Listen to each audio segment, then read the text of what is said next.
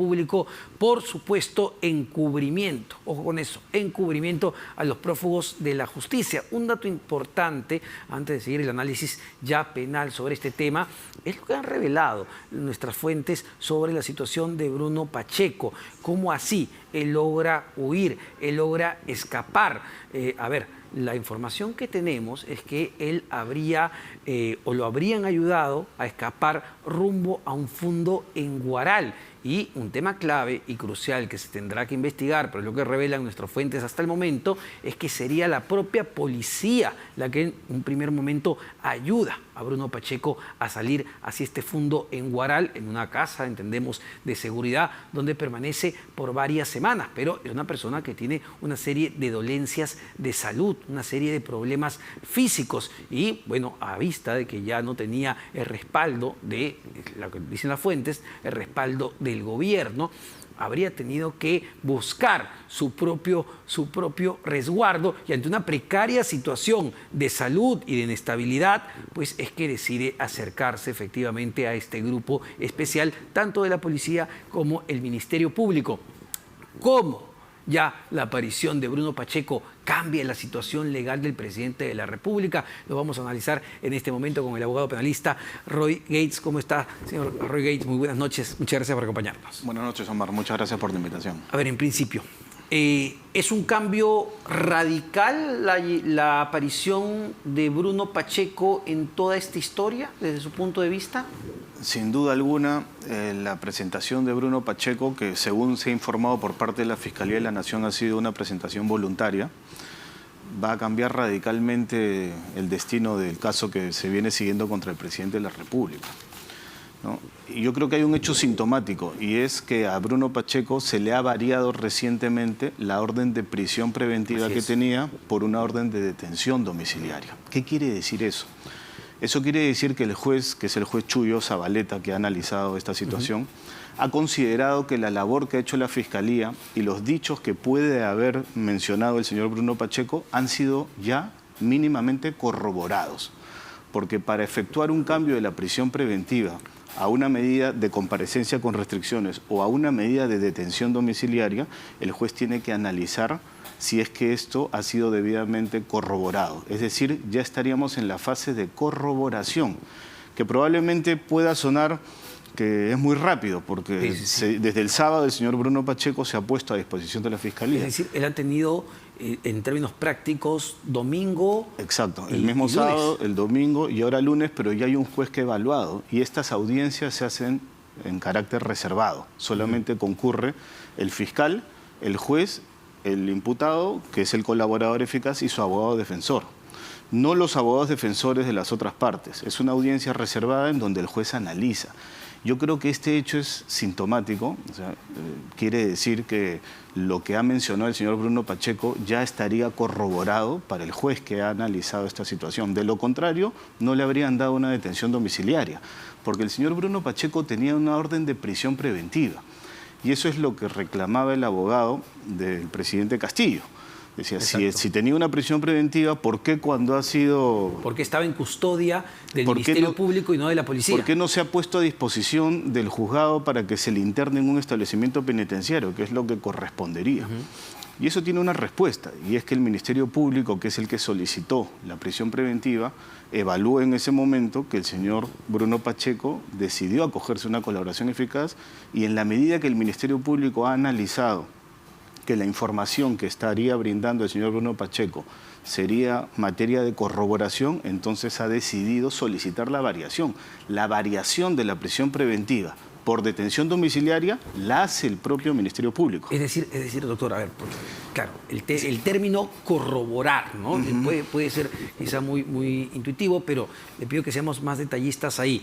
Es decir, Bruno Pacheco empieza esta negociación con la policía y los fiscales para negociar los términos de su entrega, y me imagino que para los fiscales no es suficiente que diga, bueno, yo voy a contar todo. Por supuesto. Tú lo que cuentes lo vas a tener que respaldar con pruebas. Exacto. ¿Es así? Exacto. Eso justamente significa la corroboración. Cuando una persona se somete a un procedimiento de colaboración eficaz, tiene que aportar pruebas. Lo que se conoce como prueba, que técnicamente son elementos de convicción, significa aportar elementos que a la Fiscalía le permitan considerar que lo que está diciendo el colaborador es cierto. Por ejemplo, mensajes de WhatsApp, mensajes de texto que puede haber tenido el señor Bruno Pacheco, comunicaciones por correo electrónico, ¿no? Transferencias de dinero. Declaraciones de otros testigos también que puedan dar fe de los hechos, ¿no? Porque aquí el señor Bruno Pacheco se dice que ante la presión que se ha ejercido por parte del equipo especial... Le han dado un guión, dijo su abogado del presidente. Lo que pasa es que lo que se ha cuestionado es que el señor Bruno Pacheco en principio habría estado al comienzo sin abogado, porque la abogada mencionó que recién se había enterado... Ella no sabía nada ayer, ¿eh? Ya, y ahí hay un punto, ¿no? Para el que lo quiera revisar, el artículo 473 del Código Procesal Penal, que es, desde el 472 se regula este proceso especial de colaboración eficaz. El artículo 473 permite que el fiscal tenga reuniones de coordinación con la persona que se está sometiendo a la colaboración eficaz, con o sin abogado. Esto puede ser muy criticable. Te estoy mencionando lo que dice la ley. La ley permite que el fiscal tenga reuniones con el colaborador, incluso sin su abogado. Porque no es inusual, esto ocurre en algunos casos... Doctor, le pido unos segundos. No tengo conocimiento de ello. Perfecto. No tengo conocimiento de ello. Bueno, muchísimas gracias al doctor Luis Alfredo Yalán, abogado del exministro de Transportes y Comunicaciones, Juan Silva, otro de los hombres cercanos al presidente de la República, además amigo de la infancia en Cajamarca, del propio presidente Pedro Castillo, que se encuentra prófugo junto a Fray Vázquez Castillo. El primero en entregarse ha sido Bruno Pacheco y lo corté, doctor Eduardo Roy Gates, pero para que no se me vaya solo la idea, ¿cuán importante es el hecho de, a ver, entre los colaboradores, quién se entrega primero, quién da mejor información? ¿Puede llegar a haber un nivel de competencia entre colaboradores? Sin duda alguna, porque el que primero se presenta tiene más posibilidades de obtener mejores beneficios. O sea, esto es una negociación en el buen sentido de la palabra entre el imputado y el Ministerio Público. Entonces, el que primero se presenta a una colaboración eficaz puede obtener mayores beneficios que pueden llegar incluso hasta la exención de pena. ¿Qué quiere decir esto? El que no se les imponga una condena. Esa es la exención. El segundo beneficio, una condena condicional, que es técnicamente una suspensión de la ejecución de la pena. En tercer lugar, podría ser una remisión de la pena para una persona que ya se encuentra cumpliendo una condena en el penal. Entonces, mientras antes se presente una persona a un procedimiento de colaboración eficaz, tiene mayores posibilidades de obtener mejores beneficios por parte de la Fiscalía. Es decir, en este momento, de lo que conocemos, Carolín López y, en segundo lugar, Samir Villaverde serían los más beneficiados con el hecho de colaborar, ¿o depende también de la calidad de lo que presenta? Exacto, no depende solamente de la oportunidad, sino de la calidad de la información que puede aportar al Ministerio Público. En el caso del señor Samir Villaverde, él estuvo algunos meses detenido en un establecimiento penitenciario. En este caso, el señor Bruno Pacheco estaba en clandestinidad, tenía una orden de prisión preventiva, existía un peligro de fuga evidente que ya se había materializado en su propia fuga, ya ni siquiera era un peligro, ya había una fuga propiamente dicha, y sin embargo, al momento en que él se ha puesto a disposición del Ministerio Público, el Ministerio Público ha considerado darle una detención domiciliaria. Y esto es algo muy particular porque la detención domiciliaria solamente se aplica en aquellos casos, o sea, técnicamente se aplica cuando existen los requisitos para una prisión preventiva, pero estamos ante supuestos de madre gestante, ante supuestos de una persona con una enfermedad terminal, por ejemplo. Pero en el caso de la colaboración eficaz, nada impide que el fiscal le solicite al juez una medida de detención domiciliaria, que no existe para cualquier procesado. Como te digo, son casos sumamente especiales. ¿Y a qué se debe? ¿A qué puede deberse? ¿A qué se debe? A que él debe haber brindado información de calidad al Ministerio Público. También podría haberse le otorgado una comparecencia con restricciones, pero entiendo yo que por la magnitud del caso y por el tiempo que él ha estado prófugo, el Ministerio Público tampoco ha solicitado una medida de comparecencia con restricciones, que quiere decir que él se encuentra en la calle con algunas restricciones como impedimento de salida, ir a firmar todos los meses, etcétera, etcétera. El Ministerio Público ha solicitado una detención domiciliaria, que creo yo que es correcto, porque también, así como tiene que darle un beneficio a Bruno Pacheco, tiene que custodiarlo. ¿no? Tiene que darle medidas de custodia porque él puede también ser objeto de algún tipo de ataque. Y ahora, ¿quién lo custodia? Es otro tema. Porque, a ver, entiendo que, según lo que dicen las fuentes, es que él se escapa de Huaral porque tenía miedo de que lo maten, gente que no le conviene que le hable. Claro, es que ese es un miedo natural en este tipo de casos en donde está involucrado el Ejecutivo, ¿no? Quien se encarga de la custodia es el Ministerio del Interior, la policía, que es el Ministerio del Interior, y el Ministerio del Interior es del Ejecutivo. Entonces él puede tener un miedo fundado, ¿no? De poder ser víctima de algún ataque.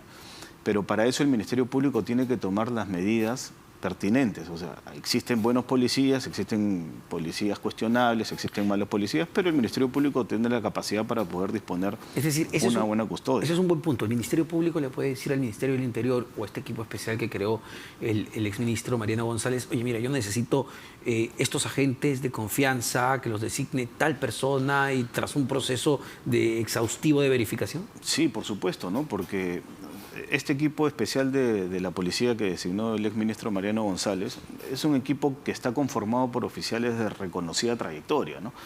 El coronel Harvey Cochao participó en la captura de Feliciano. Sí. Recordarán ustedes que salieron cuando eran comandantes, los que ahora son coroneles y forman parte de este equipo especial. Tienen toda una trayectoria y tienen un equipo de gente suficientemente capacitado para poder brindar el resguardo y la custodia de vida a estas personas que están sometidas a estos procesos, ¿no? Ahora, hablando de la corroboración, hay un dato que no es menor, de Bruno Pacheco. Usted recordará, cuando él es solicitado por el Ministerio Público, él señala que su celular se le ha perdido. Sí. Y cosa que resultaba poco creíble. Sí. Y, a ver, ese celular debe tener información valiosísima. Por supuesto, ¿no? Si el señor Bruno Pacheco ha custodiado la información que tenía en ese celular, eso le puede servir a él para obtener mayores beneficios en este proceso de colaboración, porque él está inmerso en una serie de casos complicados que involucrarían, ¿no?, al presidente de la República. Entonces yo creo que aquí tampoco hay que perder la perspectiva, porque la mayoría de la población puede querer que el presidente de la República salga hoy mismo de la presidencia porque el país se está yendo al barranco, etcétera, etcétera, ¿no? Y esa es una visión política. Ahora, jurídicamente hay que cuidar bien cuáles van a ser los mecanismos, ¿no?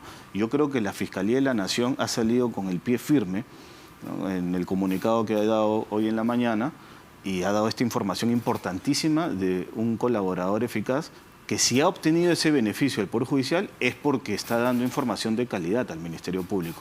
Entonces hay que ver qué va a suceder en los siguientes días.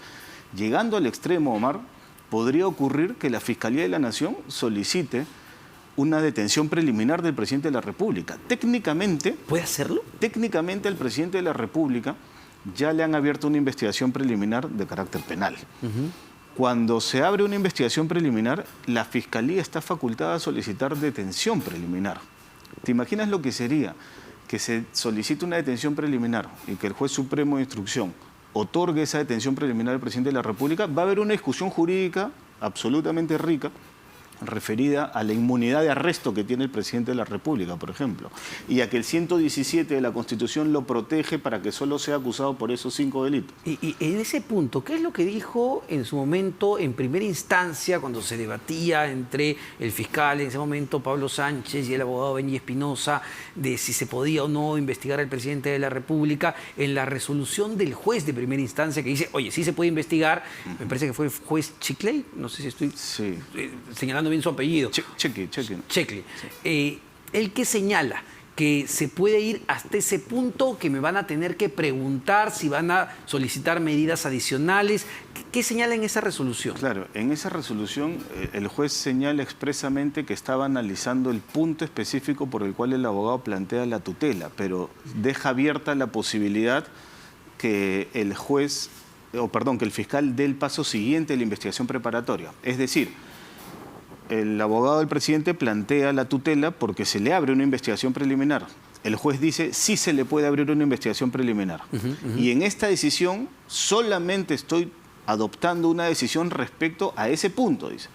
Con relación a si la investigación preliminar se puede formalizar, es decir, dar el paso a la formalización de la investigación preparatoria, es un punto que se va a discutir en un futuro. Más adelante. Exacto. Entonces, ¿qué pasa si el Ministerio Público ahorita formaliza la investigación preparatoria, inmediatamente el abogado del presidente de la República va a plantear otra tutela. Primero pedirá la nulidad a la Fiscalía, cuando la Fiscalía le diga que no, planteará una tutela ante el Poder Judicial. Y es ese momento en donde el Poder Judicial tendrá que determinar si es que un presidente de la República en ejercicio puede ser objeto de una formalización de una investigación preparatoria o no. Que lo lleve a una eventual prisión preventiva. Exacto, porque en la investigación preliminar tenemos la detención preliminar. Ajá. Y en la formalización de investigación preparatoria tenemos la detención preventiva, la prisión preventiva, que puede ser hasta por 36 meses. Y entiendo que eso sería un hecho sin precedentes en la historia peruana. Es que judicialmente no ha existido, pero políticamente tampoco ha existido. No hemos tenido un presidente de la República en ejercicio con tantos cuestionamientos. Obviamente, jurídicamente se dice que, o es así, que uno es inocente hasta que una sentencia firme no declare lo contrario. Eso es jurídicamente. Y es correcto. Pero políticamente, en realidad, es otro tema. En política y en el tema mediático hay una presunción de culpabilidad. En el tema jurídico hay una presunción de inocencia. Pero políticamente, acá, en realidad, el Congreso de la República podría actuar, ¿no? Podría actuar sin necesidad de que exista una sentencia, obviamente. ¿Por qué? Porque el artículo 117 de la Constitución Política no se ha creado como un mecanismo de impunidad al presidente de la República. Se ponen casos extremos. ¿Qué pasa si el presidente de la República sale manejando en estado de ebriedad y mata a un niño? Si viola a un menor de edad. Evidentemente, el artículo 117 no se ha creado para proteger. ¿Y qué pasa con un presidente que esté inmerso en casos de corrupción? ¿Qué pasa en ese supuesto? El artículo 117 protege a un presidente que tiene claros indicios de estar vinculado con hechos de corrupción, ¿sí Ahora, o no? El doctor César Azabache viene, digamos, planteando una idea al menos interesante, y no sé cómo desde el punto de vista jurídico lo analizará, la suspensión judicial del presidente de la República, y cita el caso de Pedro Chávarri, el fiscal de la Nación, que fue suspendido bajo este supuesto. ¿Podría aplicarse esto al presidente Castillo?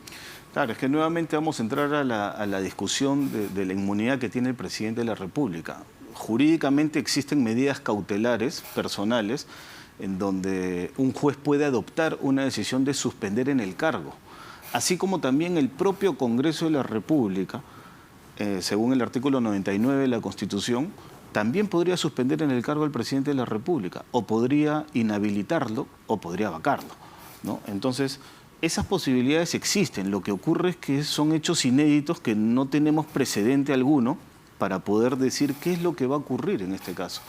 Yo creo que quien está dando muestras más bien de una actitud firme es la Fiscalía de la Nación, ¿no? El Congreso de la República hasta el momento no ha hecho nada relevante. La Fiscalía de la Nación ha salido con pie firme en este caso. La propia Fiscalía de la Nación ha hecho una declaración pública hoy en la mañana y vamos a ver qué puede ocurrir en estos días. Bueno, y el propio Poder Judicial, al menos en primera instancia, le está dando la razón al Ministerio Público. Sí, y el juez Chuyo Zabaleta es un juez de trayectoria, ¿no? No es cualquier juez. Entonces, para que el juez Chuyo Zabaleta haya ordenado la detención preliminar, como lo decía antes, es porque él ya ha hecho un análisis de que la información que habría dado Bruno Pacheco ha sido corroborada. Porque solamente se puede hacer esto cuando ya se ha entrado en una fase de corroboración, que puede parecer muy rápida, pero la primera fase es la fase de la solicitud de la colaboración eficaz, donde el aspirante, así se le llama coloquialmente, porque todos son colaboradores eficaces, ¿no? Cuando el colaborador eficaz solicita su acogimiento a este procedimiento, esa es la primera fase. Cuando declara y comienza a corroborar, ya está en la fase de corroboración. Y es recién ahí en donde el Ministerio Público puede solicitar la variación de la medida. Eso es lo importante que se debe resaltar. Ya el Poder Judicial le ha otorgado la detención domiciliaria. Han estado 3 días declarando, sin que el señor Bruno Pacheco haya pisado una cárcel, pese a que tenía una orden de prisión preventiva. Por eso es que el abogado del Castillo dice, ¿por qué no ha ingresado a un penal? ¿Por qué ha estado sin la abogada?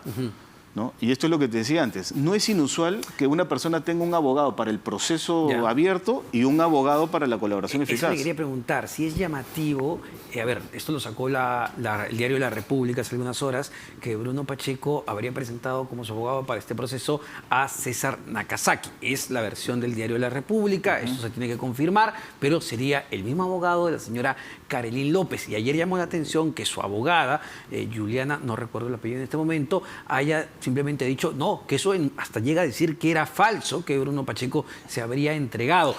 ¿Esto nos dice algo?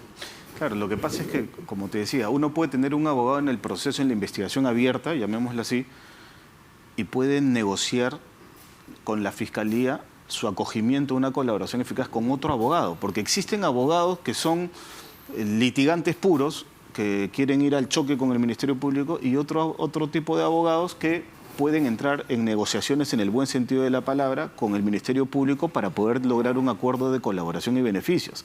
Entonces, puede ser que uno tenga un abogado que sea reacio a la colaboración eficaz, pero si la persona que está en el problema, viviéndolo en carne propia, se da cuenta que su mejor opción es acogerse a un procedimiento de colaboración eficaz, puede concurrir con otro abogado al proceso de colaboración. No tiene que ser el mismo abogado que lo patrocine en la investigación abierta. Por eso es que uno puede ser el mismo abogado, pueden ser abogados distintos. Y es por eso que la abogada no tenía conocimiento que el señor Bruno Pacheco se había acogido a la colaboración. ¿Eso es irregular o no? El artículo 473 permite que el Ministerio Público se reúna con el colaborador sin abogado. Por más que eso pueda sonar cuestionable, y existe un proyecto de ley que pretende cambiar esa situación, pero hoy en día la ley es así. La ley le permite al fiscal reunirse con el colaborador sin su abogado. Solo para terminar, doctor Roy Gates, el propio presidente en este tuit y los ministros como Alejandro Sala señalan que el presidente está muy tranquilo con la aparición de Bruno Pacheco porque no tiene nada que temer y además esto es satisfactorio, ha dicho el propio presidente. Pero de lo que usted ha visto en las últimas horas, la presencia del ministro de Justicia pasadas las 10:30 de la noche, sus abogados yendo a Palacio de Gobierno, ¿la actitud que refleja es de tranquilidad? Sí, o sea, creo que no cabe duda que esto puede, o que esto le ha generado al presidente una gran preocupación. Lo que pasa es que no tiene otra cosa que decir. Él no podría decir otra cosa. Él tiene que decir que está tranquilo. No tiene otra opción.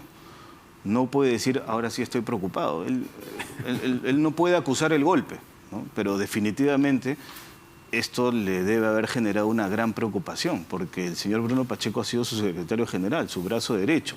Sabe del tema de los ascensos de los militares, entre otros temas, ¿no? De su propia fuga, que ese sería un nuevo delito de encubrimiento de encubrimiento personal, ¿no? Cuando uno ayuda a fugar a una persona que se encuentra requerida por la justicia. Es un delito que también es grave, ¿no? Sí, sin duda se abre un nuevo capítulo, ¿eh? Con la aparición de Bruno Pacheco, el secretario general del presidente de la República, Pedro Castillo. Muchísimas gracias, doctor Eduardo Roy Gates, abogado penalista, con esta explicación sobre cuáles son ya las consecuencias legales, el escenario legal del presidente de la República, Pedro Castillo. ¿Qué va a hacer ese mensaje de 28 de julio? ¿Qué va a hacer ese mensaje de 28 de julio ahora que hay una nueva mesa directiva que preside la congresista Lady Camones?